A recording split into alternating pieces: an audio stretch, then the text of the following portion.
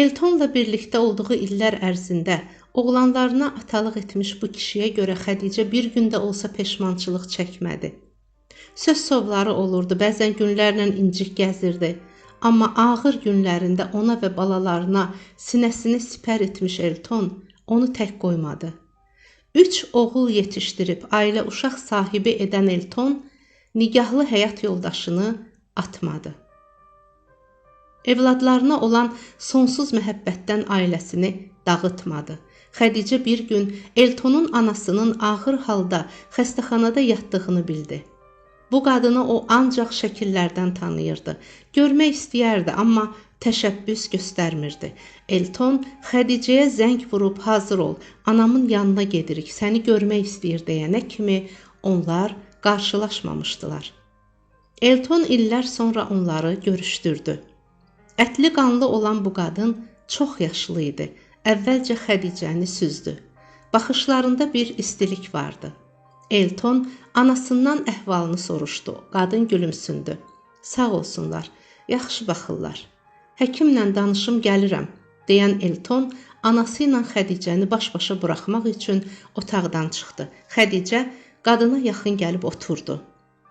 Ləzgi qızlarını çox sevirəm, deyən yaşlı qadın Xədicəyə baxdı. Alma kimi qıpqırmızı yanaqları olur. Burada bir ləzgi qızı vardı. İndi gələcək, elə mehribandı ki, demişdi ki, qapı açıldı və qadının dediyi tibb bacısı içəri girdi. Mənim gözəl anam, necəsiniz? Deyən tibb bacısı Xədicəni görəcək. Xədiş, sən burada neynirsən, dedi. Xədicə gülümsündü. Bu tibb bacısı onun doğma bacısıydı.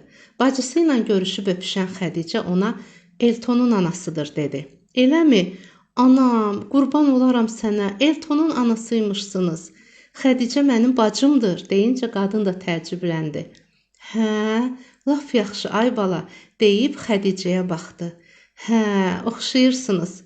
Ay yaruş, şəhərin zəhərli havası yenə yanaqlarınızdakı təravəti soldura bilməyib. Gözəl anam, birazdan gəlib sistemi qoşacam, deyən tibb bacısı Xədicəyə üzünü tutdu. Çıxanda görüşüb danışarıq.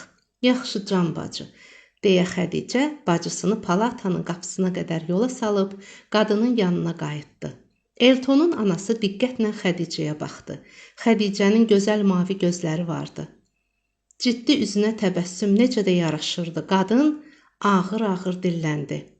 Gəlinim çox gözəl qız idi. Tərbiyəli, mərifətli, böyüklə böyük, kiçiklə kiçik idi. Özüm bəyənmişdim.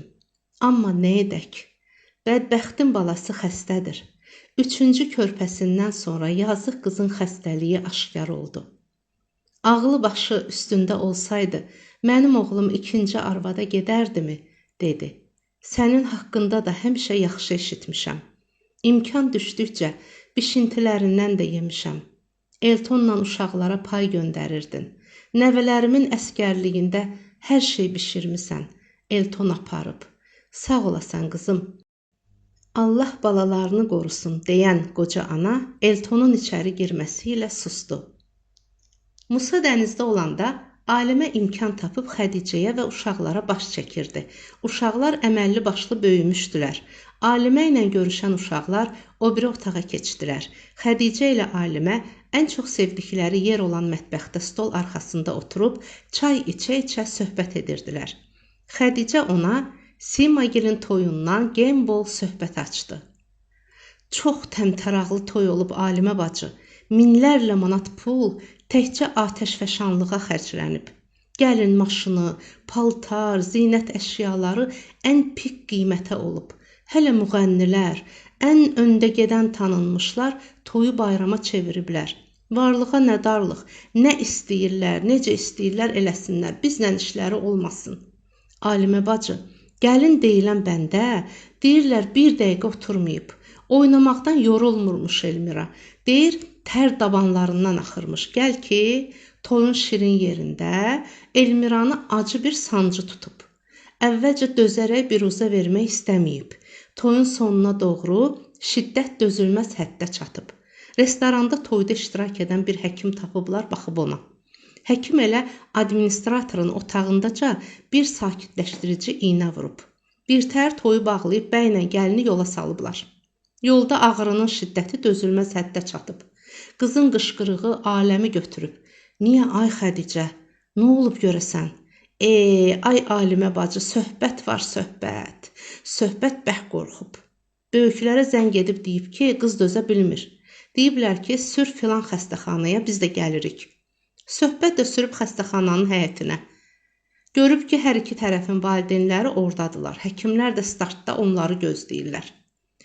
Tez qızı müayinə filan eləyiblər. Boy, ay Xədicə, Elmiraya nə olsa haqdır, amma ürəyimi üzmə, de görək nə baş verib. Alimə bacı, əvvəlcə elə biliblər ki, apendisitdir. Sonra məlum olub ki, uşaqlıq borusunda 2 həftəlik hamiləlik gedir. Alimə əlini üzünə vurdu. Nə danışırsan, ay Xədicə? Hə, niyə təəccüb eləyirsən ki? Elmiradan danışıram, Alimə bacı. Danış. Hə, neysə, əməliyyata alıb uşaqlıq borusunun birini götürüblər. Abırsızlar, dözə bilməyiblər də toya kimi.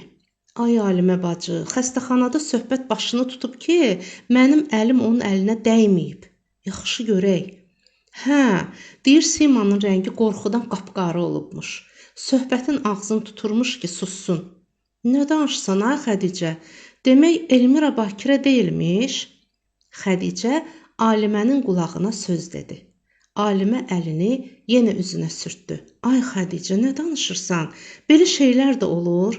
Hə, Alimə bacı, belə şeylər çoxdandır var, Sovet vaxtından. Mən nələr eşidirəm. Görürsən, qız tədbirli olub toyda, amma işin üstü başqa cür açılıb. Sima qəbul eləyər. O boyda kişinin qızı da Elmira. Hə, indi Sima heç nıq eləyib səsini də çıxarmır, Alimə bacı. Toydan qabaq axmaq kimi hər şeyi də keçirdib qızın adına. Qudasından da ki, it kimi qorxur. Sən bunları hardan bilirsən, ay Xədicə? Bacım Elmira əməliyyat olan gecə xəstəxanada növbədə olub. Deyir, səsləri də çıxmırdı. Bacım deyir ki, söhbət başını qucaqlayıb küncdə oturmuşdu, adamın yazığı gəlirdi. Elmira özünə gələndə söhbətin adını verib, güya söhbətlə 2 həftə öncə aralarında nəsə olub. Söhbətsə dayanıb mal kimi baxıb anası ilə atasının üzünə. Hə Sima, hələ bu harasıdır. Balamı gör kimlə tərəziyə qoyurdu. Verdiklərini yeyəcək, üstündən də su içəcək. Dünya malından ötürü hər şərəfsizliyə gedən cahillərdir bunlar, deyə alimə dilləndi. Həyatı sevmədən, duymadan, ona dəyər vermədən yaşayan adamları başa düşmürəm də. İnsan ölənəcən mənafe güdməkdən savayı bir şey düşünmürsə, vay onun yazıq halına. Namus, şərəf deyilən sözlər onların lüğətində yoxdur, Alimə bacı. Hə, elədir. Demək, Elmiranın söhbətə heç bir sevgi, məhəbbəti də yox imiş. Alimə eşitdiklərindən dəhşətə gəlmişdisə də, Elmiranın Ayselin başına açdığı oyunlardan sonra ona qarşı qəlbində 1 qram rəhim yox idi. Hələ bu qədər binamus olmaq da varkən hansı rəhimlə söhbət gedə bilərdi ki? Bilirdi ki, əvvəl-axır haqq öz yerini tutacaq. Amma onların bu tezliklə və bu səviyyədə rəzil olacaqlarını heç düşünməzdi. Allaha həvalə olunan hər şeyin gözəl cavabı olur. Aysel məzuniyyətə çıxdı. Artıq ana olmağa sayılı günlər qalmışdı. Fuad işə tək gedib gəlirdi. Naharı Ayselsiz yemək ona ləzzət eləmirdi. Bu yaxınlarda Fuad da məzuniyyət götürəcəkdi. Elmarsız və Ayselsiz otaq çox sakit idi. Fuad da məzuniyyətə çıxmağa hazırlaşırdı. Ayselin yanında olmalıydı. Məzuniyyət öncəsi iş otağında səliqə-sahman yaratmaq qərarına gəldi. Sənədləri, qovluqları yerbəyər edib Elmarın stolunun daxılını açdı. Ayselin qolbağı hələ də orada idi. Fuad qolbağı əlinə götürüb xeyli baxdı. Sonra nə düşündüsə onu cibinə qoydu. İşdən dönəndə zərgar dükanına girdi. Aysel ana oldu. Sağ-salamat evladını dünyaya gətirdi. Gözəl bir oğul dünyaya gətirən Aysel xoşbəxt idi. Fuad xəstəxanadan çıxıb dənizkənarı bulvara gəldi. Qağayılar dənizin üzəri ilə uçuşurdular. Sakit və gözəl hava var idi. Bulvar insan axını ilə dolu idi. Fuadın üzündəki xoşbəxtlikdən doğan təbəssüm üzünə yaraşıq verirdi. Evə getməyə tələsmirdi. Axı Aysel evdə deyildi. Amma bu da keçəcəkdi. Aysel evə dönəcək, həm də onların məhəbbətlərinin bəhrəsi olan körpə ilə. Bu körpə onların ailə bağlarını daha da möhkəmlədəcək. Bir neçə gündən sonra Ayselin ad günü olacaqdı. O zaman artıq üçlükdən ibarət olan kiçik ailəsi ilə sevdiklərinin əhatəsində daha gözəl həyat gözləyəcəkdi onları. Elmiranı gəlin gətirəndən sonra Sima xanımın səsi çıxmırdı. Cəmiyyət arasında çox az görünən bu qadını tanımaq olmurdu. Hər kəsdən qaçırdı. Az bir zaman içində Elmira söhbətlə adlarında ümumi olan hər şeyi atasının köməkliyi ilə öz adına keçirdi. Söhbət ona lazım deyildi. Hər gün evə sərxoş gələn söhbət öz evinə demək olar ki, getmirdi. Ata-anasının yaşadığı evə gəlir, Elmiranı görmək belə istəmirdi. Sima onu zorla öz evinə göndərirdi, Elmiranın yanına. Simanın gözünün yaşı qurumurdu. Söhbət bir neçə ayın içində çox arıqlamışdı, üz-gözü saqqallı gəzirdi. Balama cadu edənlərin evi yıxılsın deyib, balasının halına dözə bilmirdi. Elmira, başın batsın sənin, balamı pis günlərə qoydun deyib, gecə-gündüz qarğış çəkən Sima xanım, ah söhbət, içkidən də əl çəkdə deməkdən də yorulmuşdu. Günlərin bir günü söhbətin atası Fuad müəllimi təqaüdə yola saldılar. O bunu heç gözləmirdi. Kişi özünə yer tapa bilmirdi. Yaşla əlaqədar işdən çıxarılan həyat yoldaşı Fuad müəllim pensiyaya göndərilən kimi kişi xəstəliklər tapdı. Ağır insult keçirdi. Sima xanım ən bahalı xəstəxanalara üz tutdu. Ərini ayağa qaldırmaqdan ötürü xəstəxanalardan çıxmadı. Söhbət ali təhsilli olsa da heç vaxt heç bir işlə məşğul olmamışdı. Elmira ilə evlənəndən sonra isə içkiyə qurşandığından sərxoş vəziyyətdə evə gələn söhbət bir gün həmişəlik anasının yanına qovuldu. Oğluva sahib çıx deyən Elmiranın atasının səsindən Sima xanımın bədəni ürpəşdi. Bir piyanskəmiz çatmır. Sima xanım çarəsiz qalmışdı. Qudalar ona nəinki yardım etmir, yaxın belə gəlmirdilər. Adam elə onu, nə qədər boşamamışıq, deyən Elmiranın anası biraz yumşaq danışmışdı. Çox uzun sürən xəstəliklərdən xəstəliklər doğurdu. Şəkər xəstəliyinin çürümə səbəbindən Fuad müəllimin ayağının biri amputasiya olundu. Ondan 2 gün sonra söhbət sərxoş halda idarə etdiyi maşını ilə qəzaya düşdü. Ağır yaralanan söhbət salamat qaldı. Elmira və valideynləri yenə yaxın gəlmədilər. Söhbətin maşınından əsər əlamət yox idi. Sima xanım həyatın zərbələrinə məəttəl qalmışdı. Özünü dik tutmağa çalışırdı. Uğursuzluqlara tab gətirməyə gücü qalmamışdı. Sima xanım kirayə ziyafət paltarları butikini də satdığa çıxardı. Əlində olan qalan obyektini də dəyər dəyməzinə satıb Fuad müəllimin sağlığı yolunda israf etdi. Ona bir şey olacaqsa mən nə edərəm deyib hər yerə əl atdı. Olan qalan paralarından keçib söhbətə daha bir maşın aldı. Söhbət çox az zaman içində o maşını da qəzaya uğratdı. Qarajı da satdılar. Əzik-üzük halda olan maşını həyətdə örtük altında saxladılar. Sima xanım ərindən qalan pensiya puluna möhtac yaşamağa başlamışdı. Qazanc yerləri Elmiranın əlində idi. Ayselin ad günündə bacısı da balaları ilə gəlmişdilər. Körpənin yanından əl çəkmirdilər. Mətin, Mətin deyib körpəni səsləyirdilər. Sanki balaca Mətin bunlara hay verəcəkdi. Xədicə oğulları ilə gəlmişdi. Gözəl bir tort bişirmişdi. Hədiyyələr də öz yerində. Həm Aysel, həm də balaca Mətin hədiyyələr yaxşına tutulmuşdular. Xalası qızı Vüsalə ilə Aydın da gəlmişdilər. Vüsalənin qaynanası da gəlmişdi. Musa kişi ilə Alimə böyük dəmdəsgah yaratmışdılar. Tort kəsilərkən Fuad böyük bir buketlə Ayseli təbrik edib əlini cibinə atdı. Düzəltdirdiyi qolbağı cibindən çıxardı. Aysel qolbağı tanıyınca təəccübləndi. Üzərində əməlli başlı iş getmişdi. Qolbağın ortasında olan A hərfi yox idi. Fuad Ayselin Pandoralı qolbağını qızıl zəncirə yığdırıb, qızıl işləmələrlə ürək şəkilli çərçivənin içinə 2 qızıl hərf düzəltdirmişdi. A və F. Xəstəxanadan çıxanda Fuad bu qolbağı Ayselin biləyinə bağlayacaqdı, amma hazır olmadığından ad gününə hədiyyə etdi. Parıldayan qolbaq Ayseli duyğulandırdı.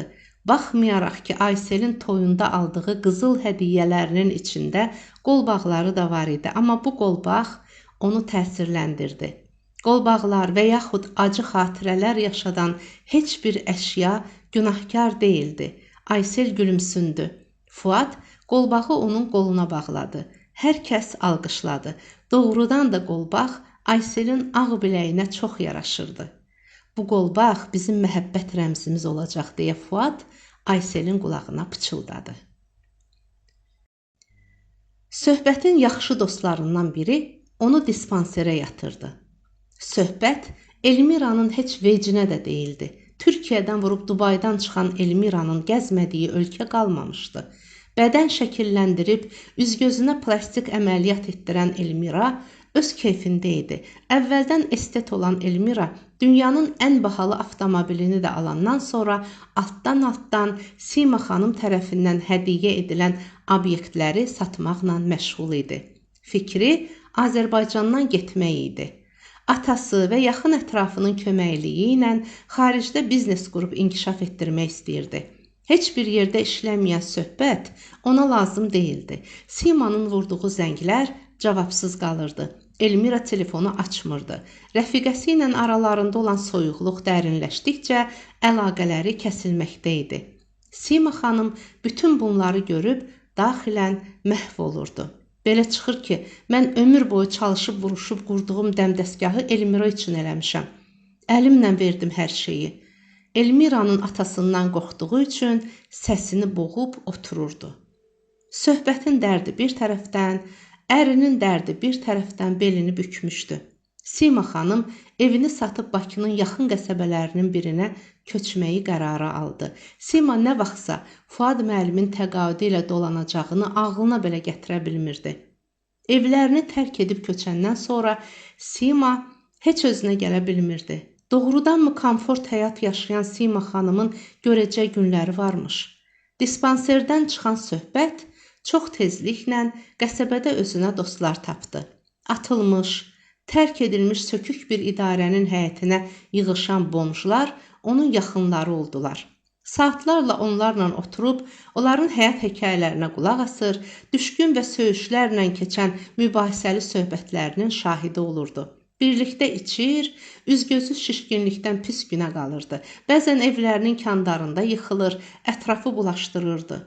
Əlil arabasında oturan Fuad müəllim oğluna baxır, əlindən heç nə gəlmirdi. Söhbətin dostları onu yenidən dispanserə yerləşdirdilər. Bir axşam televiziya ilə Bakı-Moskva arasında fəaliyyət göstərən iş adamının qətli ilə bağlı xəbərlər yayıldı. Bakıda, bağ evində qətlə yetirilən, qara işlərdə adı hallanan bu adam Elmiranın atası idi. Elmira atasının ölümündən sonra ona məxsus olan salonları satıb ölkədən getməyə hazırlaşdı. Buralar ona dar gəlirdi. Anası da ona lazım deyildi. Arvadın başı qaçmışdı. Ərinin ölümündən sonra gecələr qarabasmalardan çığırır, səhərə kimi dəliliklər edirdi. Elmira hər gün təcili yardım çağırmaqdan bezmişdi. Bir gün nəhayət ki, arvadı dispanserdən gələn təcili yardımla psixiatriyaya yerləşdirdilər. Anası dəlixanaya yerləşəndən sonra Elmira adında olan evləri də satdı. Onu burada heç nə saxlamırdı.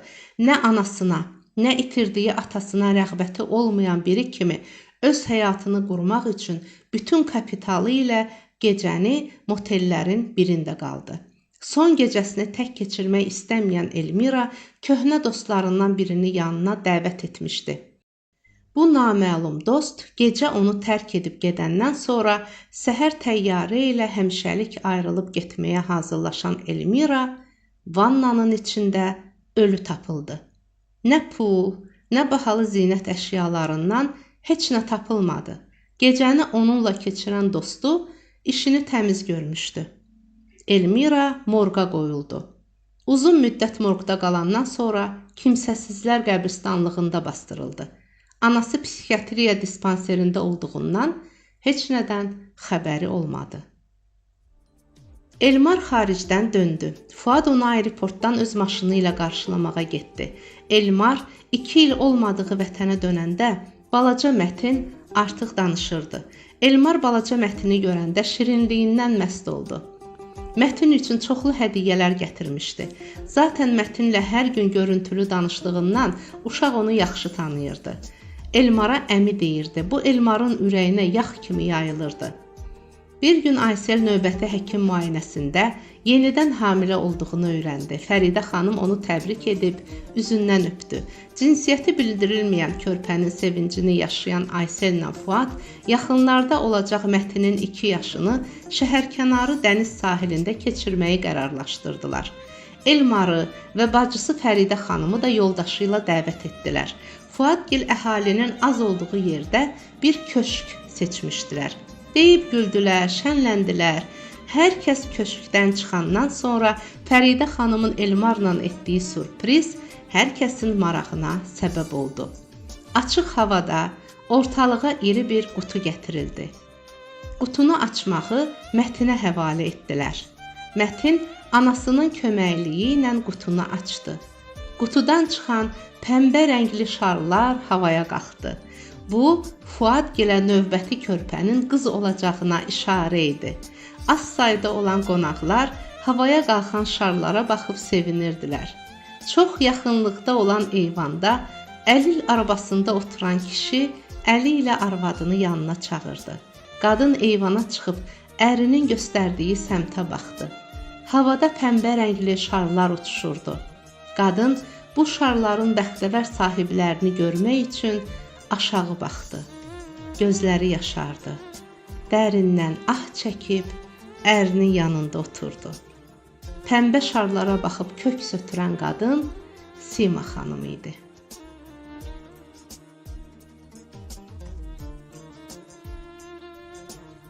Dəyərli izləyicilər, növbəti povest və hekayələrimi dinləmək istəyirsinizsə, kanalımı izləyin, abunə olmağı yaddan çıxarmayın.